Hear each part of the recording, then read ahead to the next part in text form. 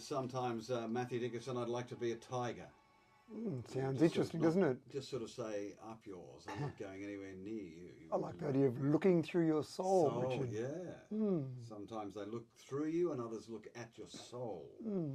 We looked at the soul last night of the ordinary council meeting, so you just turned up in thongs and jeans, did you? That's right. It is a strange name, isn't it? But there are extraordinary council meetings and there are ordinary council meetings.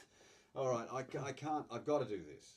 All right, I've got to do this for you. Now, we're talking about fluoride in the water, right? Mm-hmm. Which lack thereof. Lack thereof. What we have to remember, Matthew Dickinson, is that the employees of the Dubbo Regional Council, those who went about their day-to-day existence, like Mel at the zoo, they probably knew nothing about what was going on behind closed doors. Would that be right to say? Well, the employees at the water treatment plant did everything correct. They actually reported the lack of fluoride, and I've actually read the reports that we have to send through to New South Wales Health on an annual basis. Those reports would have gone to the director, those reports would have gone to the CEO, and they did everything correct. They said, we've got a problem here, and they alerted upper levels of management.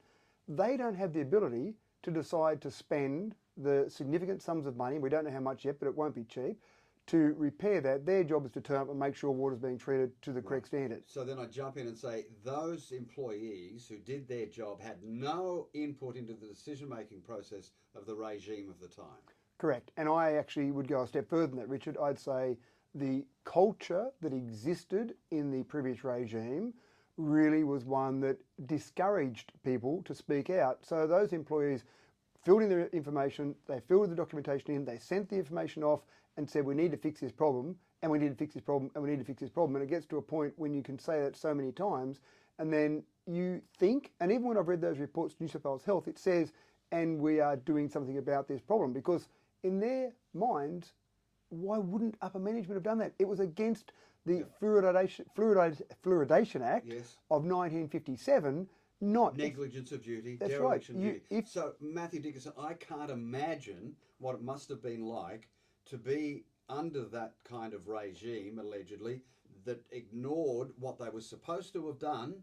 I can't imagine what it would have been like to be a member of the staff and say, what the hell are we doing? We can't, we've got to be secret.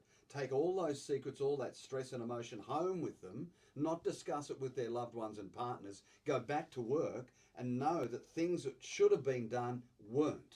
And how would you feel being a staff member? There's no surprise, Richard, that there was a mass exodus of people who left, some great experience left, some great talent left, and the people that were still here were still doing a fantastic job, and thank you to those people who did stay here and work in that environment. But again, those staff kept reporting this information. They were thinking that someone was doing something about it, but the directors and the CEO, ultimately, the buck stops with the CEO, but also you could probably go so far as to say the councillors, whether they knew about this problem or not, I don't know. I haven't got any proof to say they did, but I don't know about every conversation that was had.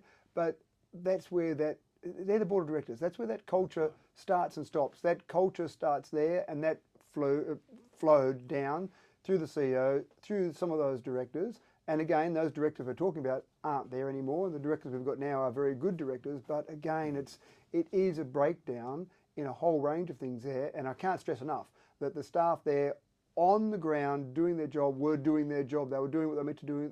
They're reporting information through to all the relevant authorities and their senior management, but that's where it stopped. And it would have been very frustrating for them as well. More than frustrating, Matt.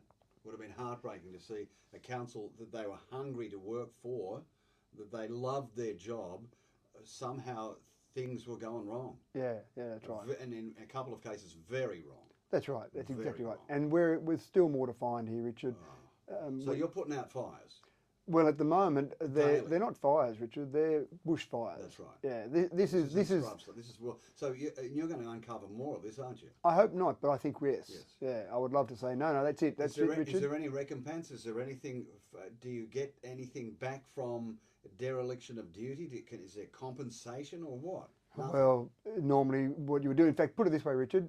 If this was happening now, if I'd been mayor and we'd had a CEO for the last 3.5 years, and this had happened, I'd be talking to you now saying I'm handing in my resignation and I expect the CEO to do the same thing. But again, obviously, the council's moved on, those senior staff have moved on, so that option isn't there available for those people, so they've already done that. So I don't really know in terms of that, and I try not to look too much backward, although we get things like this that pop up, you have to, but it's really about looking forward. We've got to fix the problem. We've got to communicate with the community and fix the problem. Matt, I despair for those employees at that time who just would have gone home and thought, what the hell's going on with my beloved council? And even some now, Richard, some employees that are there now, that were there at the time but not in those senior levels, were saying, wow, how did we miss this? But it wasn't their job to even pick it up. The reporting chain that was there was where it should have been picked up and fixed.